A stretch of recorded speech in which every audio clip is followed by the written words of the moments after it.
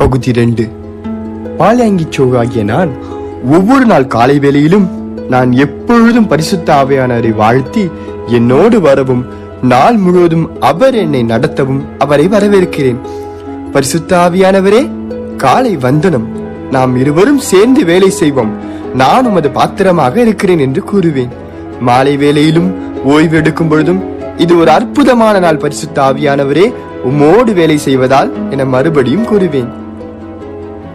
சுமார் 8 லட்சத்துக்கும் அதிகமான ஆத்துமாக்களையும் 526 போதகளையும் கொண்ட உலகின் மிகப்பெரிய சபையின் மூத்த போதகர் திரு பால்யாங்கிச்சோ அவர்கள் எழுதிய பரிசுத்த ஆவியானவர் என் மூத்த பங்காளர், holy spirit my senior partner என்ற புத்தகத்தின் 2ஆம் பகுதி. தலைப்பு: பரிசுத்த ஆவியானவருடன் ஐக்கியம் ஏன்? பரிசுத்த பவுல் கொரிந்தில் உள்ள விசுவாசிகளுக்கு 2 கொரிந்தியர் 13:14 ஆசீர்வாத வாழ்த்துகள் சொல்கிற போது, கர்த்தராகிய இயேசு கிறிஸ்துவினுடைய கிருபையும் தேவனுடைய அன்பும் பரிசுத்த ஆவியானவருடைய ஐக்கியமும் உங்கள் அனைவரோடும் இருப்பதாக என்று எழுதுகிறார். இந்த ஆசீர்வாத வாழ்த்துதல் ஒரு ஆழமான உணர்வை என்னில் தூண்டுகிறது. ஆனால் ஒவ்வொருவரும் அதை அவ்வாறு எடுத்துக்கொள்வதில்லை. இந்த வார்த்தைகளை கொண்டு வரும் எண்ணிலடங்காத ஆசீர்வாதங்கள் இன்றும் பலருடைய இருதயங்களிலிருந்து மறைந்து கொண்டிருக்கிறது. ஏன் என்பதை நான் பின்னால் விவரிக்கிறேன். முதலில் அந்த ஆசீர்வாதங்கள் என்ன என்பதை விளக்குகிறேன். இயேசு கிறிஸ்துவினுடைய கிருபை.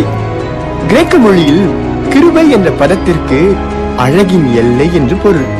கிரேக்கர்கள் அழகை நாடி தேடுவதில் மகிழ்ச்சி அடைகிறார்கள். தத்துவங்கள், விளையாட்டுகள், பாடல்கள், நடனங்கள், சிற்பங்கள், ஓவியங்கள் ஆகியவற்றின் மூலம் அழகை நாடினார்கள். அவர்களுடைய நாடு மலைகளும் ஆறுகளும் கடலோர பகுதிகள் சூழ்ந்த ஒரு அழகான நாடு. பார்க்கிறவரோ அல்லது கேட்கிறவரோ ஒரு பொருளின் அழகை ரசித்து மகிழ்கிறார்கள் என்றால் கிரேக்கர்கள் அதை நிறைவான கிருபை என்று சொல்வார்கள்.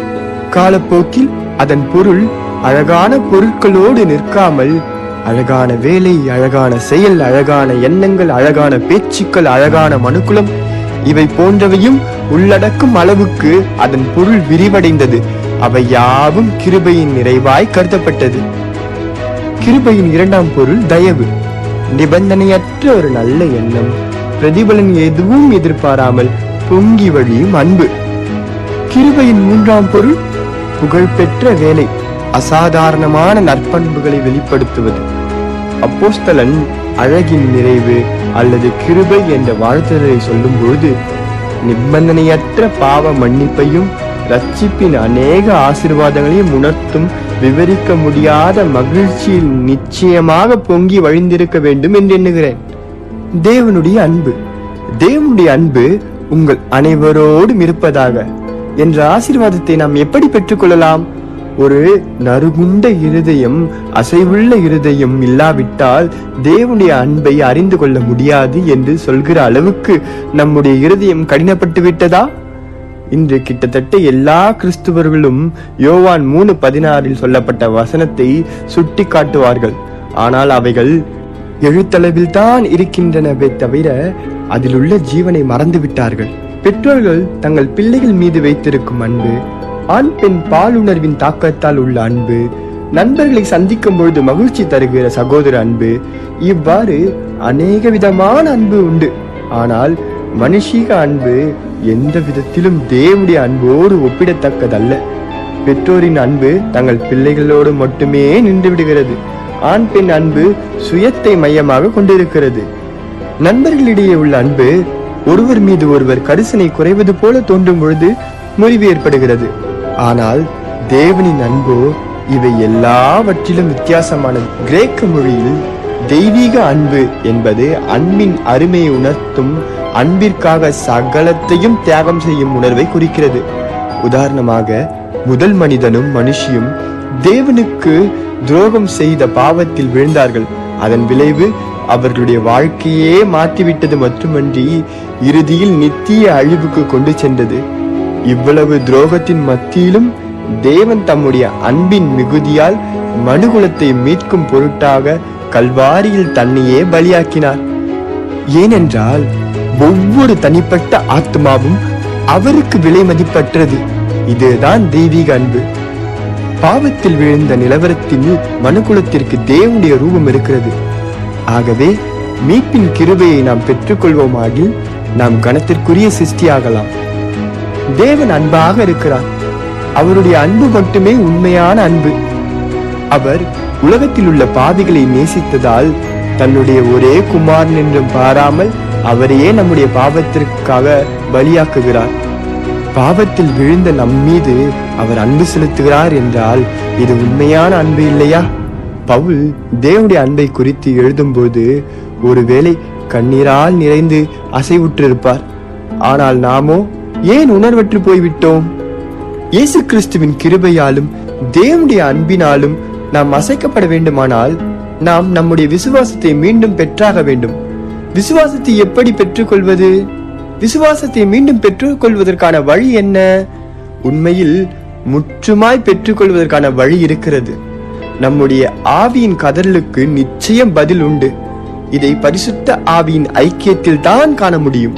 நம் மீது அவர் கொண்டுள்ள ஐக்கியத்தின் மூலமாக பரிசுத்த ஆவியானவர் எல்லா கிருபையும் அன்பையும் நம்முடைய ஆவியில் பொழிந்தருளுகிறார். பரிசுத்த ஆவியுடைய ஐக்கியம்.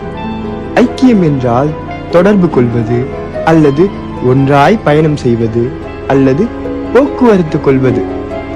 போக்குவரத்தின் அதி முன்னேற்றத்தால் தற்கால உலகம் ஒரு நகரம் போலாகிவிட்டது. அதிவேக சௌகரியமான போக்குவரத்தின் மூலம் உலகம் முழுவதும் பரவி கிடக்கும் மக்கள் தங்களுடைய அரசியல், கலாச்சாரம், பொருளாதாரம், இராணுவ, விஞ்ஞான தேவைகளை பகிர்ந்து கொள்கின்றனர். போக்குவரத்தின் முன்னேற்றத்தை வைத்துதான் ஒரு நாட்டின் நாகரிகத்தை அளந்துவிடலாம் என்று சொன்னால் அது மிகையாகாது. இந்த கோலத்தில் திடீரென்று போக்குவரத்து நின்று விடுகிறது என்று வைத்துக் கொள்வோம். என்ன நடக்கும்? உலகம் முழுவதும் நரகமாகிவிடும். எல்லாவித வேலைகளும் ஸ்தம்பித்துவிடும். உணவும் எரிபொருட்களும் விநியோகம் செய்ய முடியாமல் நின்று விடுகிறபடியால் நகரங்களில் பட்டினியும் பசியும் மற்ற எல்லாவித கஷ்டங்களும் ஏற்படும். சந்தைக்கு கொண்டு செல்வதற்கான வழி இல்லாத காரணத்தால் கிராமப்புறங்களிலும் தொழிற்சாலைகளிலும் பொருட்கள் குவிந்து கிடக்கும். விவசாய பொருட்கள் அழுகி கிடக்கும். ஆகவே போக்குவரத்து தவிர்க்க முடியாத தேவையாகிவிட்டது. மனித முன்னேற்றத்துக்கு இது மிக அவசியமாகிவிட்டது. இதை போலதான் பரிசுத்த ஆவியினுடைய ஐக்கியமும் தினமும் பரிசுத்த ஆவியானவரோடு பயணம் செய்வது, இடைவிடா ஐக்கியம் வைத்துக் கொள்வதும் நம்முடைய ஆவிக்குரிய முன்னேற்றத்திற்கு மிக அவசியமாகும். நம்முடைய விசுவாசத்தால் நாம் எந்த அளவுக்கு பரிசுத்த ஆவியானவரோடு ஐக்கியம் வைத்திருக்கிறோமோ அதை பொறுத்து தான் பரிசுத்த ஆவியானவருடன் நமக்குள்ள ஐக்கியத்தால் நாம் ஆவிக்குரிய ஆசீர்வாதங்களை பெற்றுக்கொள்கிறோம்.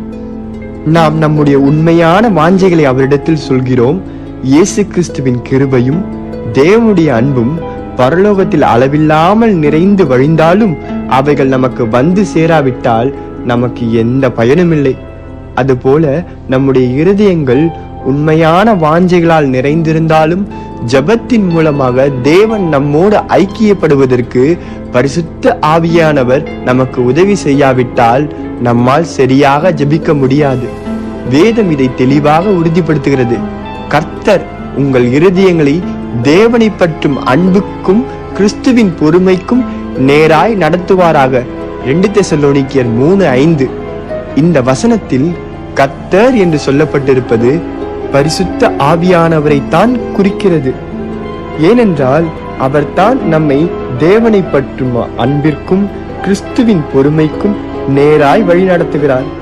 இயேசு கிறிஸ்துவின் கிருபையும் தேவனுடைய அன்பும் எவ்வளவாய் நிறைந்திருந்தாலும் பரிசுத்த ஆவியானவர் நம்முடைய இருதயங்களை அந்த கிருபைக்கும் அன்புக்கும் நேராய் நம்மை வழி நடத்தாவிட்டால் நம்முடைய விசுவாசம் வெறும் வார்த்தையிலான விசுவாசம் தான். தேவனோடு ஐக்கியப்பட பரிசுத்த ஆவியானவர் நமக்கு உதவி செய்யாவிட்டால் நம்முடைய ஜெபம் பரிசேயனுடைய ஜெபத்தை போல ஜீவனற்றதாய் இருக்கும். நாம் ஜெபிப்பதற்கு ஆவியானவர் நமக்கு உதவி செய்கிறார் என்பதை வேதம் தெளிவாக போதிக்கிறது. அப்படியே ஆவியானவரும் நமது பலவீனங்களில் நமக்கு உதவி செய்கிறார். நாம் ஏற்றபடி வேண்டிக் கொள்ள வேண்டியது இன்னதென்று அறியாமல் இருக்கிறபடியால் ஆவியானவர் தாமே வாக்கு கடங்காத பெருமூச்சுகளோடு நமக்காக வேண்டுதல் செய்கிறார். ரோமர் 8:26.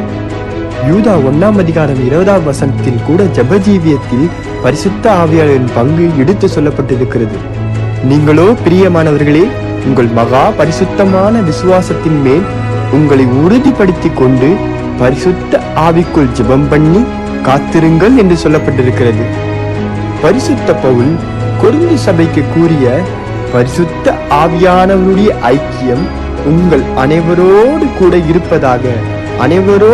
இருப்பதாக என்ற ஆசீர்வாத வாழ்த்துதலில் உள்ள ஐக்கியம் என்ற வார்த்தைக்கு 2 முக்கியமான அர்த்தங்கள் உண்டு. நட்புறவு. முதல் அர்த்தம் ஆழ்ந்த நட்பின் அடிப்படையில் உருவாகும் ஐக்கியம் அல்லது நட்புறவு. பரிசுத்த ஆவியானவருடன் நட்புறவு இல்லாமல் ஆவிக்குரிய ஜீவியமோ வல்லமையான விசுவாசமோ ஜப ஜீவியமோ இருக்க முடியாது. ஆதி சபை பரிசுத்த ஆவியானவருடன் நட்புறவு கொண்டிருந்த காரணத்தின் விளைவாக மட்டுமே ஊக்கமான ஜபத்தால் நிறைந்திருந்தது. பொங்கி வழியும் அன்பாயிருந்தது. பூரண வல்லமையும் நன்றி உணர்வும் இருந்து யாவும் நீரூற்றை போல பொங்கி பாயும் அனுபவமாயிருந்தது. ஆனால் ஏன் கிறிஸ்துவர்கள் இன்று கிறிஸ்துவத்தை ஒரு வெளிப்படையான சடங்காச்சாரமாக ஆக்கிவிட்டனர்? ஏன் அவர்கள் ஆராதனை ஒரு வறண்ட அனுபவமாகிவிட்டது? ஏன் சபை ஒரு சமுதாய கூடம் போல் ஆகிவிட்டது? இந்த வெறுமையின் காரணமாக இளைஞர்கள் கிறிஸ்துவ மார்க்கத்தையும் தேவத்துவத்தையும் வெறுக்கும் அளவுக்கு ஆகிவிட்டது. சபை ஆவிக்குரிய ஜீவியத்தை இழந்தபடியால் இளைஞர்கள் தெளிவற்றவர்களாகிவிட்டனர். பிரின்ஸ்டன் பல்கலைக்கழக வேதாகம கல்லூரி ஆலய கூட்டமைப்பின் தேவ ஊழியர்களின் பள்ளியின் முன்னாள் முதல்வரான ஜான் மாக்கே தேவ ஊழியர் கூட்டத்தில் ஒரு முறை இவ்வாறு சொன்னார்: மதத்தை ஏதோ கலை உணர்வோடும் வல்லமையற்ற முறையில் அணுகுவது போல அல்லாமல் இயற்கையான உணர்வோடு அணுகுவதுதான் நல்லது. இன்றைய சபை சகித்து கொண்டிருக்கும் முக்கியமான பிரச்சனை என்னவென்றால், எல்லா காரியங்களிலும் அவரவர்கள் தங்கள் உணர்வுகளை தெரிவிக்கலாம், ஆனால் மதம் சம்பந்தப்பட்ட காரியங்களில் மட்டும் அவ்வாறு இருக்கக்கூடாது என்று கருதுகிறார்கள். இன்றைய சபையின் தேவை என்னவென்றால், மனிதனின் ஆழ்ந்த உணர்வை கொழுந்துவிட்டு எரிய வைக்க ஏதுவான காரியங்களை சபைக்கு கொடுக்க வேண்டும்.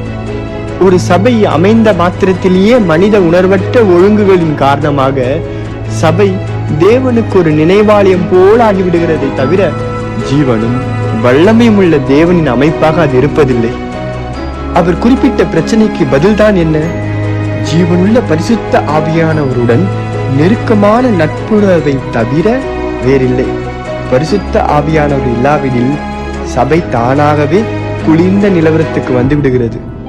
மனிதனை ஆழ்ந்த உணர்வாக்கும் விசுவாசம் வல்லமை இழந்து விடுகிறது.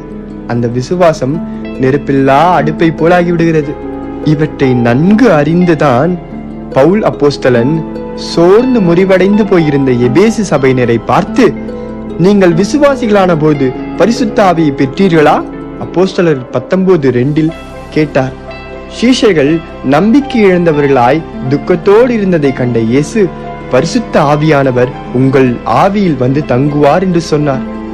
நான் பிதாவை வேண்டிக் கொள்வேன், அப்பொழுது என்றைக்கும் உங்களுடனே கூட இருக்கும்படிக்கு சத்திய ஆவியாகிய வேறொரு தேற்றரவாளனை அவர் உங்களுக்கு தந்தருளுவார். நான் உங்களை திக்கற்றவர்களாய் விடேன், உங்களிடத்தில் வருவேன். யோவான் 14:16-18. அந்த தேற்றரவாளன் நம்மோடு இருப்பார். ஆனால் இன்று விசுவாசிகள் மத்தியில் நாம் என்ன காண்கிறோம்? அநேகர் பரிசுத்த ஆவியானவரை பற்றி கேள்விப்படவே இல்லை. பரிசுத்த ஆவியானவரோடு நட்புறவு கொள்வது எப்படி? முதலில் பரிசுத்த ஆவியானவர் அவரது சபையில் இருக்கிறார் என்பதை ஒப்புக்கொள்ள வேண்டும். உண்மையோடும் வாஞ்சியோடும் அவரை வரவேற்க வேண்டும். அவர் நம்முடைய இருதயத்தை திறக்கவும், அவர் நமக்கு வழிகாட்டியாகவும் தொடர்ந்து அவரை சார்ந்து கொள்ளவும் வேண்டும்.